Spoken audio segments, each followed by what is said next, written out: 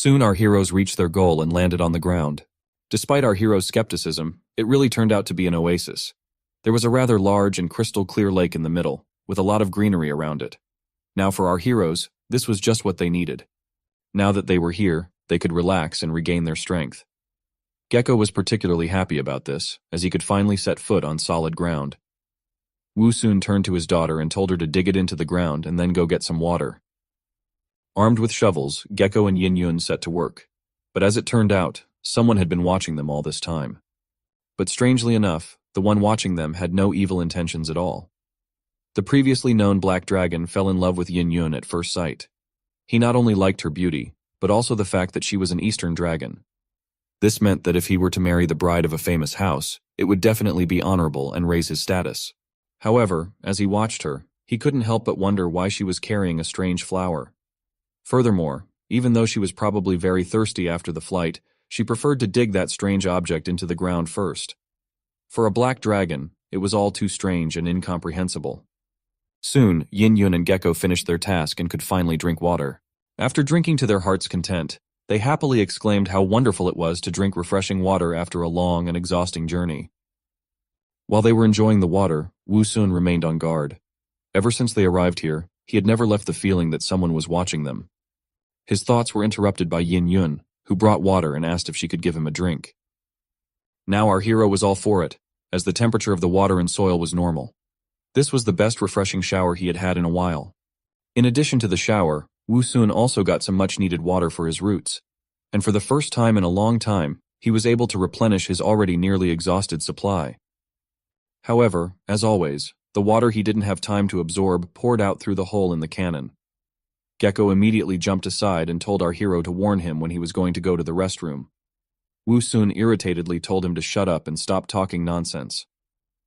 At the same time, the black dragon who was watching them was very angry and could barely contain himself. He couldn't understand why the dragoness was serving the strange flower and looking at him with such a submissive look. They were noble dragons and could not afford to be ruled by anyone, much less an ugly flower. Suddenly Gecko pointed somewhere and said that he smelled that there was food there. Our hero was puzzled by this information. Yin Yun, on hearing this, enthusiastically said that she would go and check it out. Gecko's sense of smell did not lie, and a moment later the dragoness really found a camel's corpse in the bushes. Bringing it to our hero, she said happily that now she didn't need to hunt. Besides, there was plenty of meat, which would allow them to eat well. The black dragon, who had his prey taken away from him in front of his eyes, was burning with rage. What he had taken with his own strength had just been taken by someone else. All he could do now was not to ruin his first impression in front of the dragoness. Wu Sun, on the other hand, became wary at the sight of the camel's corpse. The bloodstain still hadn't dried, which meant that it had been killed recently. In addition, from the wound marks on its body, it could definitely be said that it had been killed by a large beast. But the strangest thing was that there were no wounds on the camel's neck, while all its bones were broken. This immediately led our hero to think that someone had killed it in the same way that his daughter usually used, namely by dropping the prey from a great height. While he was thinking about it, Yin Yun and Gecko appeared to have already started eating. The dragoness casually asked our flower why he hadn't started eating yet. Wu Sun realized that it was too late to stop them, as they had already started eating. He replied that eating food of unknown source was very dangerous.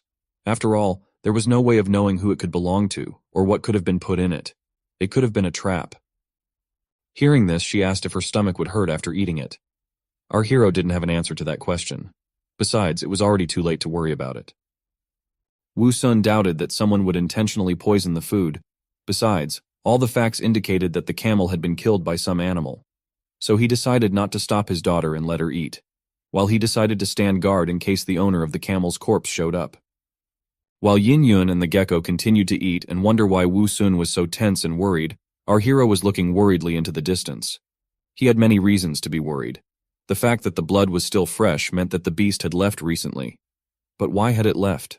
Was it afraid of them? It could be so, but it was possible that the enemy had been waiting and preparing for a sneak attack.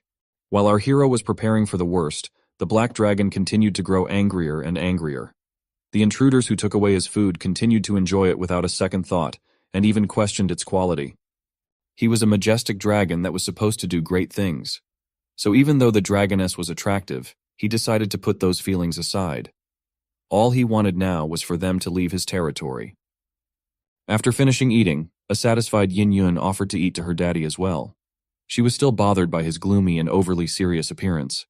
To calm him down a bit, she said that there was no one else in this oasis but them. Otherwise, they would have noticed it as they flew by. Wu Sun was not convinced by his daughter's words, for he realized that the beast could just be hiding well. However, he was also sure that since they had taken away its food, it would show up sooner or later. Since they had already done so, all they had to do was wait. Since our hero also needed to restore his supplies, he finally decided to eat. As soon as Wu Sun ate, the chests immediately appeared, and along with them, Ruhua appeared as usual. The system spirit looked around in bewilderment and asked where they were and why it was so dark. Our hero didn't care about his questions. He told him to stop talking and get to work. This time he had to open all the chests. Although there were only 3 chests, but from one of them, Wu Sun managed to obtain a new B-level gene. The new gene had the name of some unknown plant. From the information available, it could be infused with the entire body. If we look at the specs, this plant was the most drought-resistant. It could produce new shoots even after several years without water. For the first time in a long time, our hero was really excited about the new gene. After all, now when he would fuse it, he would no longer have to worry about the lack of water.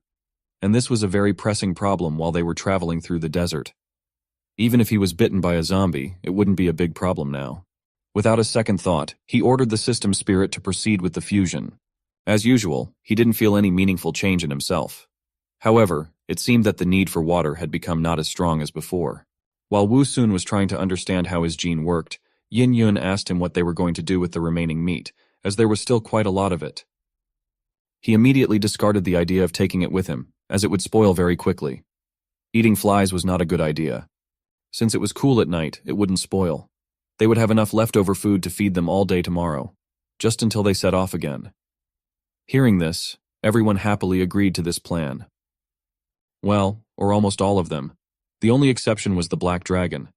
When he heard that they were going to stay here for another night and day, he was finally angry. His patience was broken. He finally showed himself out of the bushes, and with a fierce growl began to shout that he had already been kind enough and let them eat his food and drink his water. However, the fact that they were going to stay here was already too brazen of them.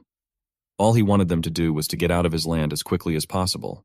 Our heroes were not particularly frightened by the appearance of the Black Dragon. To be more precise, they were just surprised. Wu Sun's assumption that someone had been watching them all this time was confirmed. Turning to him, our hero asked him if he was the one who had killed the camel. The Black Dragon was annoyed that his fierce shout didn't scare anyone. However, he didn't plan to continue his aggression, so he replied in a disgruntled voice that he was. Hearing this, Wu Sun immediately smiled in a friendly manner and began to apologize. He explained that they didn't see anyone near the corpse, so they thought it didn't belong to anyone. Even though he didn't want to confront the dragon, our hero couldn't help but ask why he was secretly spying on them from afar. Was he too afraid to meet them, or was he trying to stealthily attack them? The Black Dragon didn't answer immediately, but only silently shifted his gaze to the perplexed Yin Yun. As if deciding something, he replied in a surly voice that this territory belonged to him, Ben Long. That was why he could do whatever he wanted here. He wasn't going to hold them responsible for eating his food. However, now that they were fed, they should have leave his territory immediately. But just like last time, no one took his serious words seriously. As if not hearing what he was saying, Yin Yun ran up to him and excitedly asked if he was a dragon too. A little embarrassed by this, Ben Long himself forgot what he was talking about. He replied that he was. Confirming her guess, the dragoness asked, puzzled as to why he looked different from her. It was a strange question for a black dragon to ask. However, he patiently explained that it was because there were many kinds of dragons, and he belonged to the noblest of them all, the black dragon species. However, all his words about nobility were shattered by one innocent question from Yin Yun. She noted that he was fat and had small wings, so she couldn't help but ask if he could fly. Although it was a rather rude question, Ben Long was able to restrain himself and simply replied that he was an expert in flying. However, there was no end to the dragoness's questions. This was the first time she had met a member of her species, so it was no surprise that there was a lot she wanted to ask. Looking at the black dragon once more, she asked if all black dragons were as ugly as he was. Although Ben Long tried to hold back, this question was the last straw. He began to shout irritably that he wasn't ugly at all. He began to claim that he was a beautiful and one-of-a-kind dragon that attracted thousands of admirers in his hometown. Now that he was angry and had nothing to lose, he asked the frightened Yin Yun why she, being a noble dragon, was serving a strange flower. The dragoness didn't really understand what he was talking about. Looking at her daddy, who the black dragon was pointing at, she replied that it was her father. Now it was Benlong's turn to wonder at the absurdity of her words. He couldn't believe that she believed she could be related to this flower if they weren't even the same species. He had never met a dragon so stupid before. The very next moment, however, it dawned on him that he might have jumped to conclusions.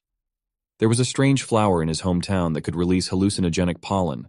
Creatures who inhaled it would hallucinate and behave abnormally. Because the dragoness asked strange and seemingly obvious questions and called the flower her father, he thought that she was being controlled by that strange flower. He immediately tried to explain to Yin Yun that she was trapped in an illusion, and because of that, she believed that the flower was her father. Luckily for her, she met him, the great Benlong. He was the one who could help her get rid of her hallucination. However, Yin Yun didn't understand anything the black dragon said. But that didn't matter to Benlong. Not only did he want to help her, but he also wanted to be the hero who saved the princess. The very next moment, he opened his toothy mouth and rushed towards our hero. Seeing that her daddy was in danger, Yin Yun quickly rushed after the black dragon. She shouted at him to stop and not to hurt her father. Wu Sun was also not too happy about this turn of events. After all, he didn't want to face the dragon in battle at all. Since he didn't hear their conversation, he couldn't understand why the dragon suddenly decided to attack him. Luckily, he had his daughter, who immediately caught up with the dragon and tried to stop him. Turning to her, Benlong asked irritably why she was in his way. After all, what he was doing was purely for her sake. Looking at the strange flower, he thought that if he just destroyed it, it should be enough to make the dragoness come to her senses. In the next instant, he gave our hero a crushing blow with his tail. That sent him and the cannon flying into the air. From such a blow, and also not the softest landing, Wu Sun was very dizzy. It took him a while to regain consciousness. When she saw that her daddy had been hit by the black dragon, she immediately slapped the black dragon's face with her paw. She angrily started screaming and asking him why he did it. While Yin Yun was dealing with Benlong, Wu Sun began to slowly come to his senses. Right now, he was truly angry. After all, the black dragon had just almost killed him. And since he had started it first, he should take responsibility for the consequences. Our hero shouted furiously that he was about to taste the power of his dragon cannon. When he heard the word cannon, Benlong immediately fell silent, and fear showed on his face. It looked like he'd had experience with human cannons before. There was no way he wanted to meet them again. Even though he had seen the flower sitting in the cannon before, he thought it was clogged with dirt and didn't work. However, he had no desire to check if the cannon was really working or not. The risk was too great. Therefore, after a moment, he tucked his tail and started to run away. Yin Yun saw him off with a disdainful look. Wu Sun, on the contrary, was annoyed. He didn't want to let go of such an arrogant and ill-mannered dragon so easily. He definitely needed to be taught a good lesson. As it turned out, there was a misunderstanding. Our hero had no intention of using the cannon, and there was no way he could do that. By cannon he meant thorns, which in the next moment flew into the fleeing dragon. It was a special technique called the Xanthium bomb. Benlong had no chance of escaping from them. As soon as the thorns caught up with him, he let out a painful scream. The thorns did indeed possess a truly terrifying power. However, the black dragon was more frightened of being hit by a cannonball. In fact, the pain wasn't that bad anymore. Taking a closer look at what hit him, he found that it was just a thorn. Realizing he'd been tricked, he lunged at our hero with even more fury. He wasn't going to tolerate being treated like this. But this time, Wu Sun was already fully prepared for the fight and was not going to retreat. Even though he couldn't do much damage to the dragon with his thorns, he was sure that it would be different with the arrow.